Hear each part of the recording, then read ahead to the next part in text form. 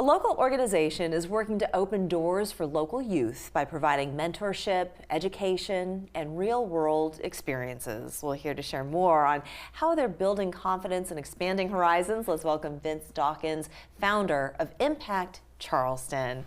What a wonderful mission. Thank you so much. I'm grateful to be here. Yeah, you know, I'm not sure that I've ever heard of Impact Charleston, but you've been around now for almost a decade. It's crazy to hear you say almost a decade. Yeah. Yes, we got started in 2017, and it just doesn't seem like it's been that long. Time flies when you're having fun. Indeed it does. What was the inspiration behind founding this organization? Yeah, so the inspiration was kids need exposure. Yeah. And me growing up, I only knew my environment, and that was Ohio. Akron, Ohio is where I'm from. Mm-hmm. I've never really traveled out the state much, let alone travel out the country. Yeah.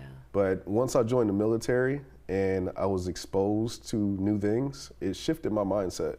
So we want to give back to the kids. We want to give them exposure. We want to give them education. Mm-hmm. And once we start to show them something new or they experience something different, Yeah. we've started to notice that it changes them in a positive way. Mm-hmm. And so that's what Impact is all about, is about being that breath of fresh air, Yeah. about being different and giving them something that's tangible that they can hold on to and share for the rest of their lives. I love that. I just love that. Well, first of all, thank you for your service. Thank you. And being in the military, it did take you all over the world.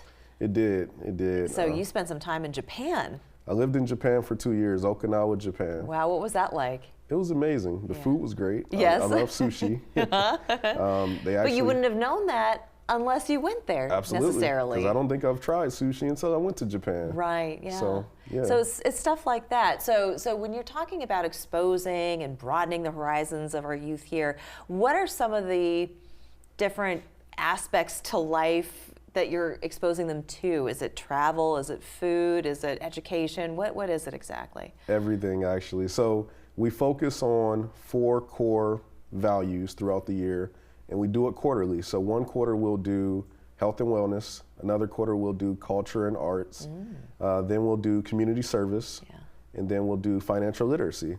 So we're hitting all 4 of those things intensely throughout the year. But the best part about it is we go beyond the classroom and we get them out to have real life experiences so they could be interactive and learn at the same time. Yeah, it's one thing to read about sushi. Yeah. It's one thing to read about a work of art, but it's different when you actually see it or experience it. So tell me about some of those experiential opportunities where they actually get the tangible benefit. 100%. This is my favorite part. Yeah. So one thing that I can think of is we brought a gentleman in from South America. He's now living here in Charleston, South Carolina. But through a colleague, we met him and we said, can you come in and speak to our group? So he came in and he spoke. This is when we were focusing on arts and culture. He came in, he talked about where he's from.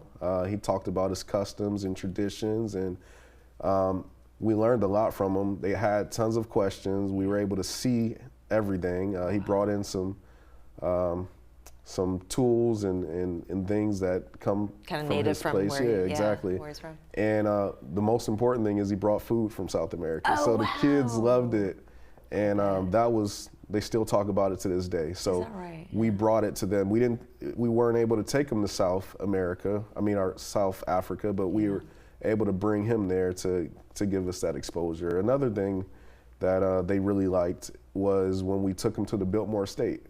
So in North Carolina, and that was some of the kids' first time leaving the state. And It's quite the field trip. Yeah, it was cool. We stayed in the Airbnb up there in North Carolina and made a game night out of it and stuff like that. And they were also able to learn, history, and that was super cool.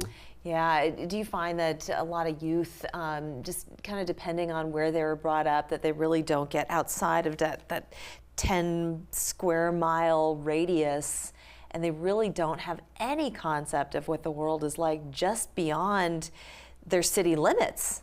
I mean, even if you go like to North Carolina, for instance, maybe for you and me, it's pretty easy to just jump in the car and go, but not necessarily for some of our younger members of the community. Absolutely. And when you start talking to them, you begin to sense that a little bit more.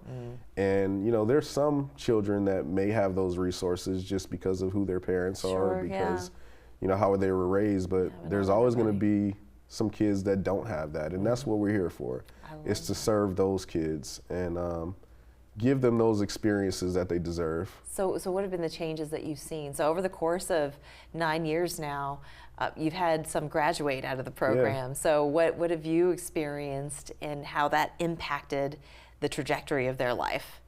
I would say my favorite instance would be a young man. He recently graduated high school, and he decided to go in business for himself. And we were able to help him, give him some resources, give him some connections, even help him with the business plan. And I thought it was awesome. You know, some will go to college, some will pick a trade, and some may want to go into entrepreneurship. And he was brave enough to do so. And the best part about it is we were able to kind of guide him along the way, and we're still helping him now. So is that right? I think that's what it's about. And that was one thing that our board members talked about a couple years ago is, you know, how can we help them fulfill their dream? You know, a lot of kids have dreams growing up about what they want to do, what they want to see, and sometimes life can stifle you. And that's where we want to come in and support, to help push you and fuel you to reach heights that you didn't believe were possible before. How wonderful is that? And I would imagine that there are even dreams that they didn't know that they had until they were exposed to something that has sparked an interest and their creativity and imagination. So you're giving such a gift, Vince. This is wonderful. There's a way for others to give back, and this is in support of your organization. There's an event coming up. It's called Cash and Rocket. It's a fundraising event. Sounds like a lot of fun. Maybe you could tell our audience real briefly what it's about. Yeah, sure. This event is going to be phenomenal. You do not want to miss it. It's going to be in downtown Charleston at the Cooper Hotel on April 23rd. And when you start to see red sports cars with beautiful women driving around, not just 1, 2, or 3 sports cars, but a flock of them, you're going to wonder what's going on. And it is the Cash and Rocket event on April 23rd. We're going to put that information up on the screen. Yeah, put it up on the screen and check us out. I think what is important about it is this is a global movement. Cash and Rocket has been around for a while. And they don't just do events in the U.S., they do events a lot of times in Europe. But they obviously found that yours was worthy of their focus and time. So 100%. We're going to put the information up on the screen. If you want to just donate to Impact Charleston, you can do so by going to their website. That information also there for you. Vince, thank you so much for coming on. Thank you. Thank you for having this wonderful organization. We'll be back after this.